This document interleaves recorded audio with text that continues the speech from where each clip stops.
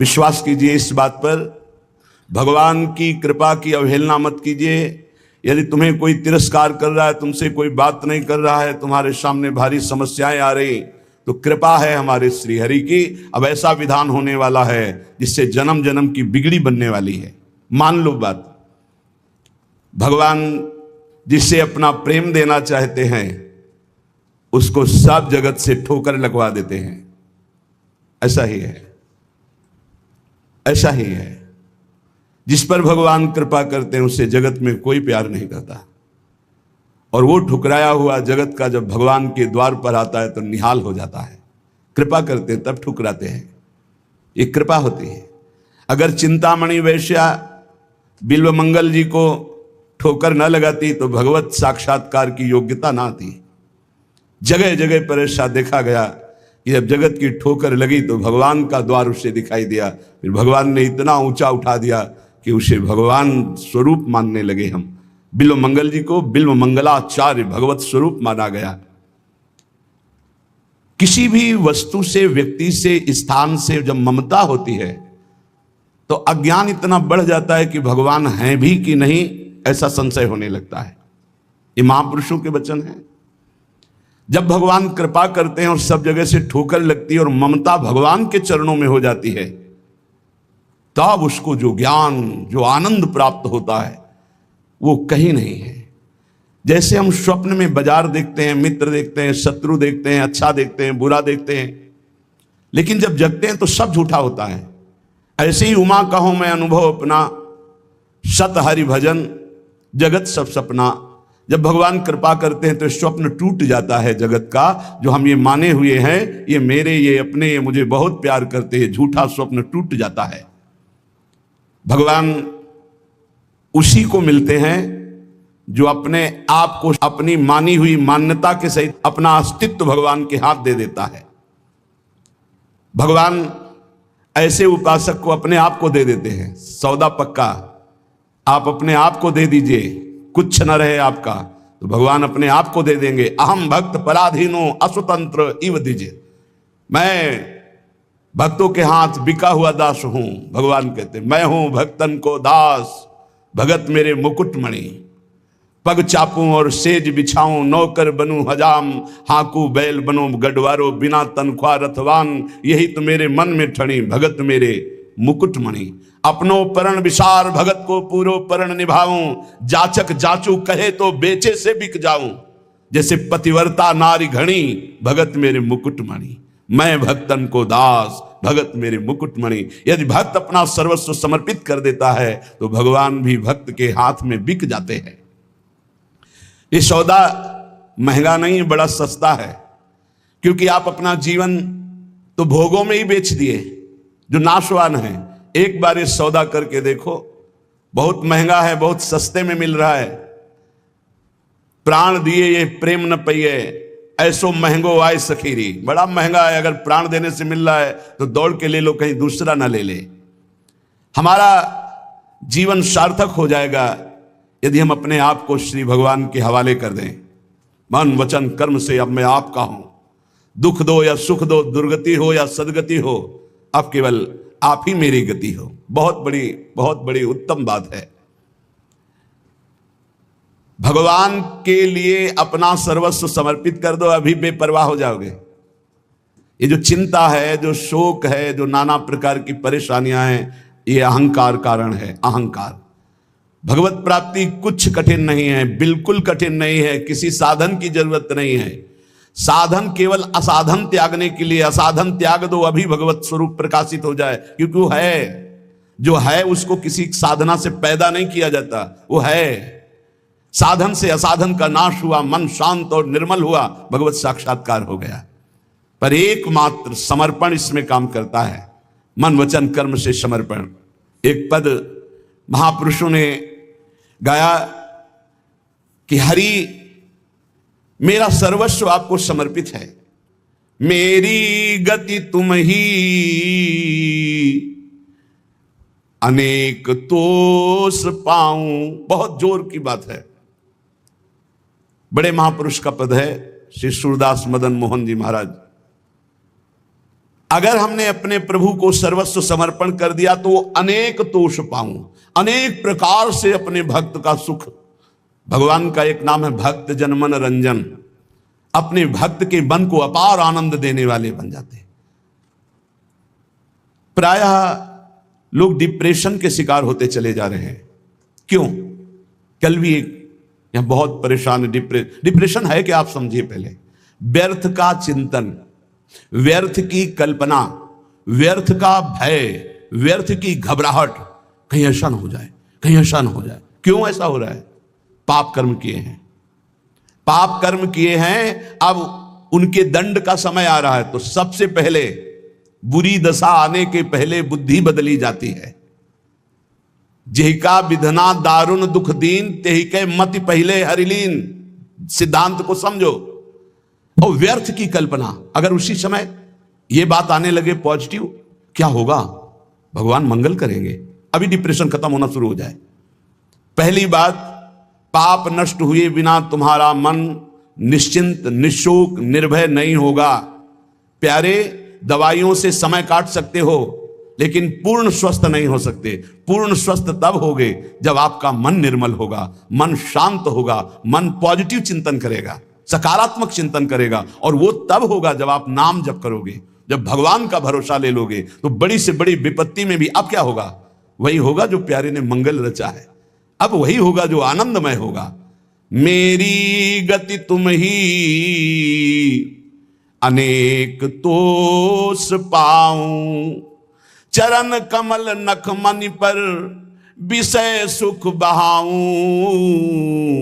घर घर जो डोलों तो हरि तुम्हें लजाऊं, मेरी गति तुम ही अनेक तोष पाऊं।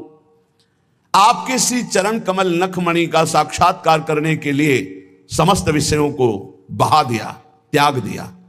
हे नाथ, मेरी गति आप ही हो। और मैं देख रहा हूं कि अनेक प्रकार से आप पोषण करते हो। यदि मैं आपका भरोसा छोड़कर औरों को आगे हाथ फैलाऊं, घर घर भटकूं, तो लज्जा है, धिक्कार है हमारी शरणागति पर। हे, इन बातों को समझो। अगर आप प्रभु के सिवा किसी के आगे ऐसे करते हैं तो धिक्कार है शरणागति को तुम्हारी। अन्य आश्रय भी बना हुआ है। घर घर जो डोलो तो हरि तुम्हें लजाऊं, तुम्हारो कहाय कहो कौन को कहाऊं। तुमसे प्रभु छाड़ी कहा दीनन को ध्याऊं।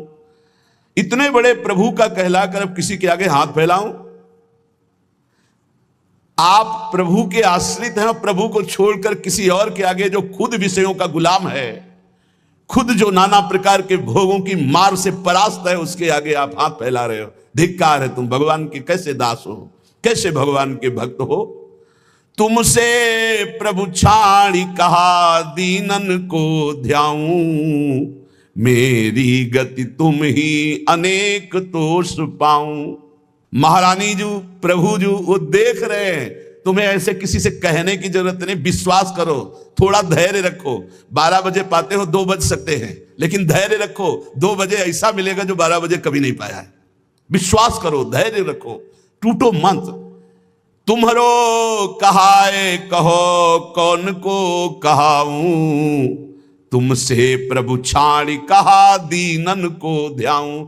ए बाबूजी, ऐसा कार्य कर दो, इससे अच्छा है भूख प्यास छोड़ करके और प्राण त्याग दो। अगर ये कहना पड़े हरि से अलग किसी से, और हरि से भी क्यों, हरि से भी क्यों, तुम्हारी गरज हो तो करो, तुम्हारी गरज हो तो करो। क्यों गरज है? तुम्हारी गरज है, कोई हमारी गरज है? हम आपके हैं, जैसे चाहो वैसे करो। तुमसे प्रभु छाड़ी कहा दीनन को ध्याऊं। हो सकता है वो अमुक भगत काम कर दे। प्रभु अखिल कोटि ब्रह्मांडों के ईश्वर, यदि उनसे काम नहीं बनता तो किसी से नहीं बनेगा, और उन्हीं से बनेगा तो बनेगा, नहीं तो भरपूर बिगड़े, किसी और का भरोसा नहीं। बिल्कुल ये सिद्धांत हृदय में रख लो, तो जीवन भी मंगलमय हो जाएगा, भगवत प्राप्ति भी हो जाएगी। हम कदम कदम पे देख रहे हैं, कदम कदम पे। मांगना शब्द नहीं है, और जो जैसे प्रभु हमारा विधान बनाते हैं वैसे हमें जीना है। हमारा परमार्थ भगवत प्रसन्नता के लिए, अर्थ के लिए नहीं, व्यवस्था के लिए नहीं। मानो हमारी कोई व्यवस्था नहीं होगी तो 50-100 निकलो, 4 गांव में जाओ, रोटी मांग के लाओ, सब बैठ करके नमक रोटी खाओ, राधा गुणगान करो। अरे बिजली नहीं रहेगी तो दीपक से सत्संग हो जाएगा, माइक नहीं रहेगा तो इतना आवाज में दम दे देंगे श्री जी की आप तक आवाज पहुंच जाएगी। और जो होना है वो पक्का होना है। हम आशा क्यों करें भोगों की, धन की और भोगी पुरुषों की? आशा भोगी आस नहीं, नहीं, आशा ही परमम दुखम नैराश्यम परमम सुखम। इधर से निराशा, आशा एक केवल स्वामिनी जी से, आशा एक केवल स्वामिनी जी से, वो भी स्वामिनी जी से कुछ लेने के लिए नहीं, स्वामिनी जी को सुख देने के लिए। आशा से दास्यम वृषभानुजायास, केवल एक आशा कि मैं आपकी दासी बनूं, मैं आपको सुख पहुंचाऊं। शीस तुम्हें नाय कहो कौन को नवाऊं, कंचन उर हार छाड़ कांच क्यों बनाऊं। मणिगण पुंज ब्रजपति छाड़त हित हरिवंश कर गई कंचू। प्रभु को छोड़कर संसारी पुरुष का आश्रय कभी नहीं। एक बार सदगुरुदेव भगवान के पास एक आए, बैठे, थोड़ी देर चर्चा हुई, फिर उन्होंने कार्ड निकाला। ये क्या है? बोले इसमें नंबर है, कभी आपको कोई जरूरत हो तो फोन करवा दें। हाँ, जब से बचपन से बाबा जी बने आज तक तुम्हारे नंबर से ही काम चलता रहा। एकदम ले चलो, हम श्री जी से बात करेंगे कि तेरे से बात करेंगे? चल, जरूरत हमें क्या है? जरूरत ना पड़े इसी बात के लिए तो बाबा जी बने पड़े। हमारी कोई जरूरत नहीं, आपको जरूरत हो तो करो। जा ही ना चाहिए कबों कछु, हमें नहीं चाहिए। हम तो उसी में राजी हैं जिसमें आप राजी हो। जैसे रखोगे वैसे, ज्यो ज्यो राखत हो त्यों त्यों रहियत हो हरि। भगवत शरणागत चाहे गृहस्थ हो चाहे विरक्त, अन्य आश्रय नहीं, भगवत आश्रय। शीश तुम्हें नाय कहो कौन को नवाऊं, कंचन उरहार छाड़ी काच क्यों बनाऊं। अब तो जागृत सैन रहत उर ऊपर मणिकंचन ज्यों पाची। प्रियालाल मणिकंचन में जैसे नीलमणि में कंचन, ऐसे हमारी माला की तरह युगल सरकार हृदय में पड़े। अब ये संसारिक राग कांच थोड़ी पहनेंगे। शोभा सब हानि करूं जगत को हंसाऊं, हाथी ते उतरी कहा गदहा चढ़ाऊं। अरे भाई, अब हंसी नहीं करवाएंगे कि देखो भगवान के दास हैं हाथ। केतिक आयु केतिक जीवन काहे विनाशत काद, हटकत भगवत दास कहला करके दांते निपोर करके किसी से पैसा मांगना, इससे अच्छा है अन्न जल त्याग करके प्राण त्याग कर दो प्रभु के लिए। क्या ये जीवन है? संतों को, भक्तों को, भागवतों को कोई भिखारी न समझे। वो भिखारी नहीं है, वो बादशाह है। और जो भिखारी है वो भगवान के दास नहीं होते। भिक्षा के लिए केवल अन्न के टुकड़े की आज्ञा की है आचार्यों ने। भिक्षान्नम औषधम, भूख लगेगो मांग खाऊंगो गिनो न सांझ सवेरो। अगर धैर्य नहीं है तो ये सिद्धांत, और धैर्य है तो आकाश वृत्ति लेकर बैठ जाओ। वो तुम्हारे प्राणों का जब पोषण करना होगा तब भेज देंगे, और प्रणाम करके हाथ जोड़ के विनय करके तुम्हें पवा जाएंगे। उनके भरोसे तो होके देखो। कह रहे शोभा सब हानि करूं जगत को हंसाऊं, हाथी ते उतर कहा गधा चढ़ी धाऊं। मेरी गति तुम ही अनेक तोष पाऊं। भगवान का दास के ये शोभा धारण किए हुए हैं, जिसने अनंत ब्रह्मांडों का सृजन पलक झपकते कर दिया। हम उसके दास हैं। भूखे रहेंगे तो भी उसके दास हैं, छके रहेंगे तो भी उसके दास है, महलों में राखे चाहे झोपड़ी में बास दे उसी के दास हैं। हम लोगों की ट्रेनिंग इसी बात की होती, कभी घी घना, कभी मुट्ठी भर चना, और कभी वो भी ना बना तो भी जय हो जय हो, वाह वाह। हमें क्या कहा जाता है? वाह वाह, वाह वाह, तुम्हारा जीवन वाह वाह, हर कदम हमारा आगे बढ़ेगा, वाह वाह आगे बढ़ेगा। अब हाथी ते उतर के गधा में तो चढ़ना शोभा नहीं देगा। अर्थात भगवत शरणागति स्वीकार करके और जन जन से मांगना, जो मांगे सो बिल्कुल समझो भिक्षुक है। भक्त न सुने कभी भिखारी। ये बहुत घटिया बात है जो बाबा जी होकर के रुपया मांगता घूमे, बिल्कुल घटिया बात है। और ये भगवान की शरणागति पर कलंक है। और ऐसे कभी भक्त होते ही नहीं, और हमें लगता है ऐसों को बढ़ावा देना भी नहीं चाहिए, नहीं देना चाहिए। जो रुपये से अपनी वासना का पोषण करें और भगवान के नाम पर कलंक, दासत्व का कलंक धारण करें, नहीं। ये हमारे शास्त्र सिद्धांत गरज कर कहते हैं। नहीं, अरे घुटने टेक के। हमने देखा है महापुरुषों को, महापुरुषों को देखा है।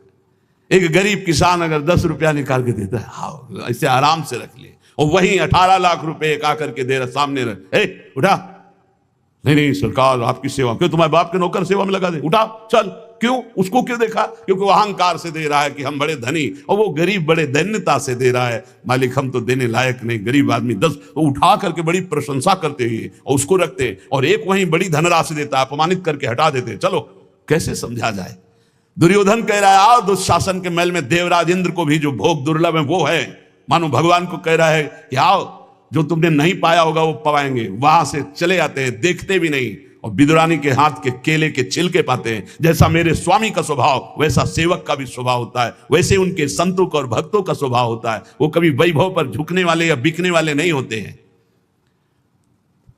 शोभा सब हानि करूं, जगत को हंसाऊं, हाथी ते उतर कहा गदहा चढ़ धाऊं। एक जगह है जहां ये पश्चाताप होना चाहिए कि मेरे पास वो कुछ नहीं है जिससे मैं इनको लुभायमान कर सकूं। वो है संत, वो भगवान के जन, जिनके सामने जाकर तुम्हारा सब हेकड़ी धूल धूसरित हो जाए और लगे मैं इनको रिझाऊं कैसे, मेरे पास तो वो है ही नहीं जिससे ये रिझते हैं, ये लगना चाहिए। हाथी ते उतरी कहा गदहा चढ़ धाऊं, नंबर ले लिया, उसको संभाल के रख लिया। क्यों? कब जब जरूरत पड़ेगी तो फोन करेंगे। करो फोन इनका, यमराज का फोन जब आएगा तो ये कोई फोन तुम्हारे काम नहीं करेंगे। अगर हरि का केवल नंबर रखा है, सेव है एक नंबर, एक ही नंबर सेव है, राधा राधा राधा, तो ठीक घंटी बजते ही उत्तर मिलेगा। और अगर सैकड़ों नंबर सेव है तो किशोरी जी जानती है इसको हमारी विशेष आवश्यकता है, इसके बहुत से नंबर हैं, देख लो मोबाइल वालों। आखिरी नंबर इन्हीं का लगता है, तो पहला जो इनका नंबर और आखिरी नंबर इन्हीं का रखेगा। पहला भी नंबर है और आखिरी भी इन्हीं से, आदि भी इन्हीं से, अंत भी इन्हीं से, तो मध्य भी इन्हीं का। जीवन मंगल में हो जाएगा। हमारी बात मान लो, हम जीवन भर के अनुभव की बात करते ऐसे, अब तो बिगड़ा और भरोसा इनका तो ऐसा चट संभल के खड़ा हो गया, पूछो मत। कई ऐसी घटनाएं बड़ा सब व्यवहार का सिस्टम में देखते हैं हम। किसी भी तरह का कोई प्रतिग्रह लेने की यहां आज्ञा नहीं है, किसी भी तरह का कोई प्रतिज्ञा। और बड़े बड़े खर्चे का जब आता है तो देखते कैसे श्री जी करती, केवल श्री जी स्पष्ट दिखाई देता है। ये स्वामिनी, मैं इसको जानता भी नहीं कौन है, और रोकर घुटने टेक करके अपने आप व्यवस्था कर जाता है। तो शोभा सब हानि करूं, जगत को हंसाऊं, हाथी ते उतर कहा गदहा चढ़ धाऊं। जब वीर शिवाजी को पता चला कि जिन तुकाराम जी महाराज का ऐसा प्रताप है, उनके घर में खाने की भी व्यवस्था सही ढंग से नहीं, और ढेर लगा दिया, अन्न के बोरे, घी के बड़े बड़े टीन, बूरा के बोरे, सब व्यवस्था। आप कीर्तन करके जब घर पधारे तो बोले ये सब क्या? बोले छत्रपति वीर शिवाजी ने सारी व्यवस्था की। पत्नी ने बताया, बोले इसी समय तुरंत घर से बाहर करो, सब, एक भी दाना नहीं रखना। जबकि महाभागवत शिवाजी थे, एक भी दाना नहीं, हम केवल हरि के दिए जीते, हम किसी और के नहीं, हम केवल विठ्ठल के दिए जीते हैं, ये नहीं ये नहीं, सब हटवा दिया। जो चक्की में थोड़ा पीसा गया था ना, वो तक हटवा नहीं, हम हरि के दिए जीते हैं। अगर वैभव हरि में देकर वैभव में रखना चाहते हैं तो जय जय आपकी, आप हमें अगर आप फुटपाथ पे रखना चाहते हो तो जय जय। ये केवल प्रवचन नहीं, दोनों जीवन है। कुमकुम लेप छाड़ी काजर मुंह लाऊं, कामधेनु घर में तजी अजा क्यों दुहाऊं, मेरी गति तुम ही अनेक तोष पाऊं। यदि आपके सिवा किसी और की तरफ देखूं, आपकी तरफ देखने का मतलब है कुमकुम का लेप होना, और दूसरों की तरफ देखने का मतलब है काजर की लेप होना। आपसे प्राप्त करना मानो कामधेनु, और दूसरों से चाहना मानो बकरी का दूध। नहीं चाहिए, कामधेनु जब घर में है तो मुझे अजा का दूध नहीं चाहिए। कनक महल छाड़ी अब क्यों परन कुटी छाऊं, पायन जो पेलो प्रभु तो नानत जाऊं। अब तो हर समय आपके चरणों के समीप रहते हैं, मानो हम महल में रहते हैं प्रिया प्रीतम के। अब हम पर्णकुटी क्यों छाए जब महल में हमें वास मिल गया। अब आप लात मारो तो भी आपको छोड़ने वाले नहीं। पाइन जो पेलो प्रभु तो न अनत जाऊं। आगे की बहुत बड़ी बात कह रहे, सूरदास मदन मोहन जन्म जन्म गाऊं, संतन की पनही को रक्षक कहाऊं, मेरी गति तुम ही अनेक तोष पाऊं।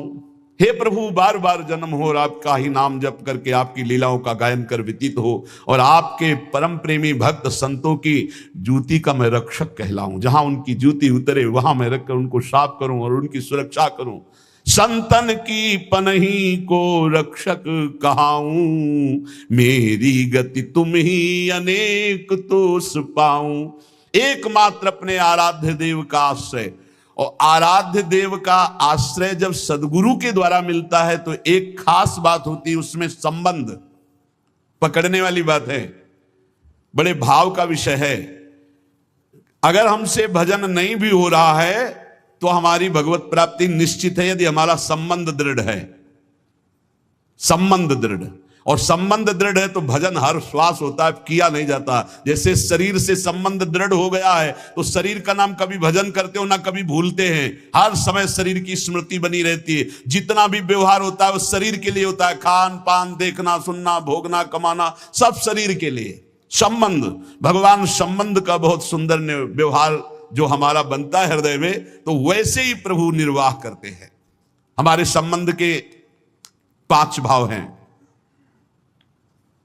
दास्य, सख्य, वात्सल, कांता, सहचरी। शांत भाव तो समदर्शिता में ब्रह्म ज्ञान के अंदर भी रहता है, लेकिन जो सुखास्पद भाव है वो दास्य, सख्य, वात्सल्य, कांता और सहचरी। कांता गोपी भाव और सहचरी, इन भावों के द्वारा जो गुरुदेव हमें संबंध देते हैं उसमें दृढ़ रहना चाहिए। संबंध का निर्वाह प्रभु बहुत जोर से करते हैं। संबंध जो मिला है वो ठसक में बदल जाए।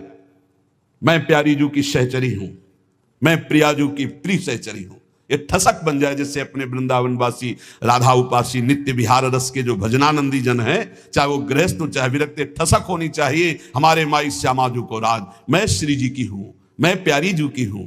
सच्ची मानिए ये स्त्री पुरुष शरीर की पोशाक है, न तुम स्त्री हो न पुरुष हो, भगवत दिव्य अंश हो।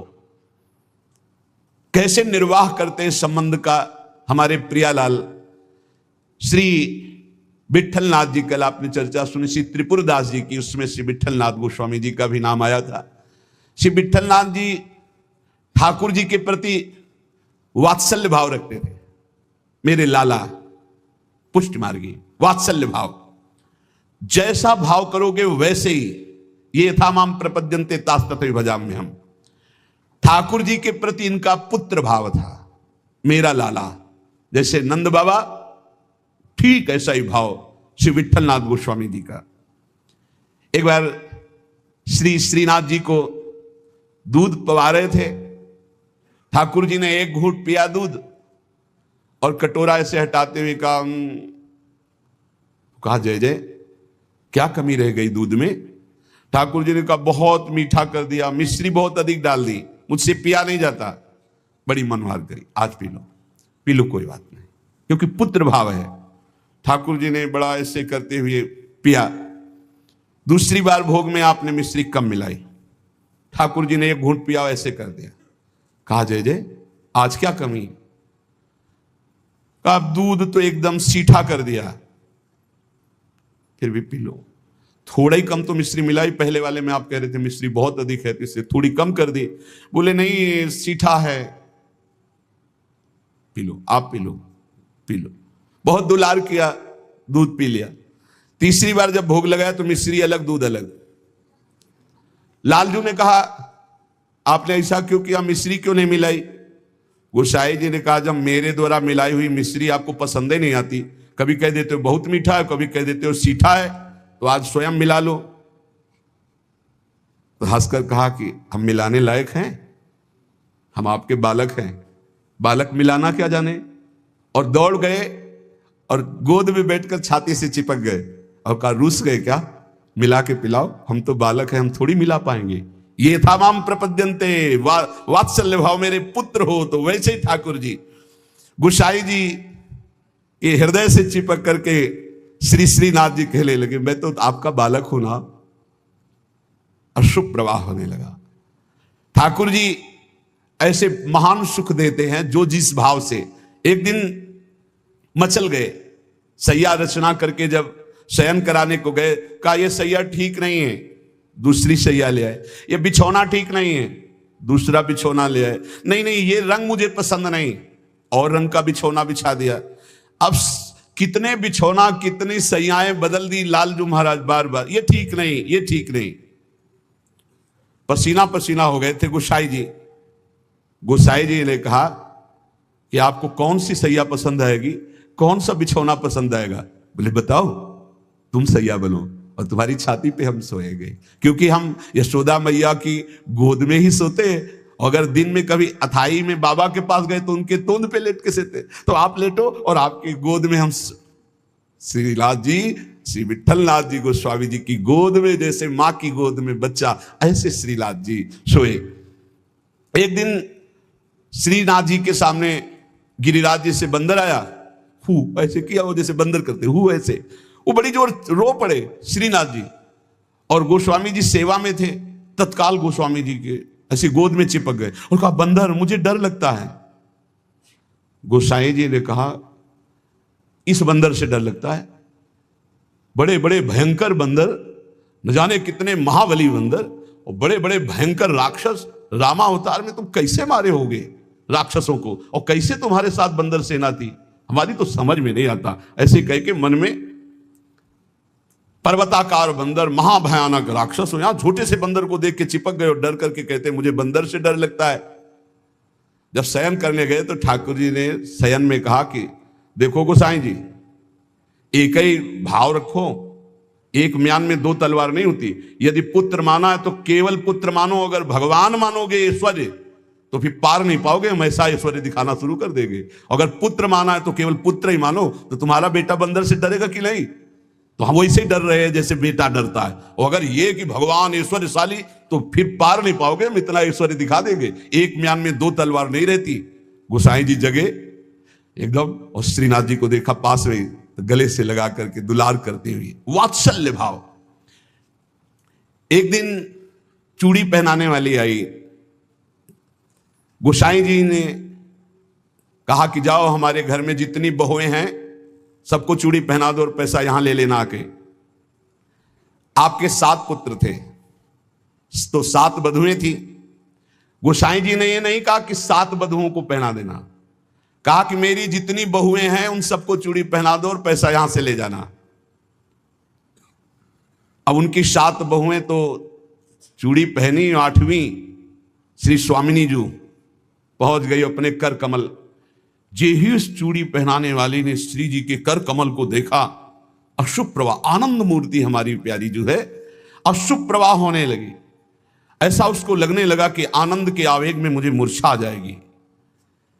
नीलांबर का हल्का सा घूंघट है, मनो मृणाल, मानो कमल लाल, ऐसे सुंदर कर कमल। वो सोच रही इनके कर कमल में पहनाने लायक तो चूड़ियां ही नहीं हमारे पास। श्री जी ने इशारा किया, पहनाओ। किसी तरह वो प्रेम शिथिल होते हुए जैसे जैसे इशारा होता गया वो चूड़ियां पहनाई।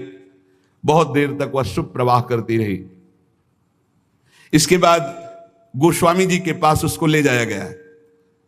गोस्वामी जी ने 7 बहुओं की चूड़ी के कितने पैसे होते, तो उसने कहा 7 नहीं 8। गोसाई जी ने कहा 7 बहुएं, तो तू 8 की बात कैसे कह रही? तो उसने कहा मैं कसम खा के कहती हूँ मैंने 8 बहुओं को। तो बोले जब 7 हैं ही तो 8 कैसे? तो उनका कहा मैं कसम खा के कहती हूँ 8 बहुएं थी और मैंने 8 को पहनाई है, और जो 8वीं थी वो इतनी सुंदर थी, इतनी, और रोने लगी। गोसाई जी ने कहा कि ऐसा कैसे हो सकता है, चलो इससे झंझट हटे। 8 बहुओं की चूड़ी पहनाने के पैसे दे दिए। जब रात्रि में शयन किया तो श्री जी ने गोसाई जी से कहा कि उस चूड़ी वाली से क्यों झगड़ रहे थे? क्या आप प्रीतम लालजू को आप अपना पुत्र नहीं मानते? हाँ पुत्र तो है ही, वो हमारे मानने की क्या बात है। तो मैं कौन हूं, पुत्र बधू हुई कि नहीं? अगर आप कहते 7 बहुओं को पहना दो तो मैं कदापि नहीं जाती। आपने कहा मेरी सब बहुओं को पहना दो, तो 8वीं मैं हूं, मैंने ही धारण। श्री जी के इन वचनों को सुनकर गोसाई जी तत्काल उठे और बैठे बैठे रात भर रोते रहे कि लाडली जू कितनी कृपालु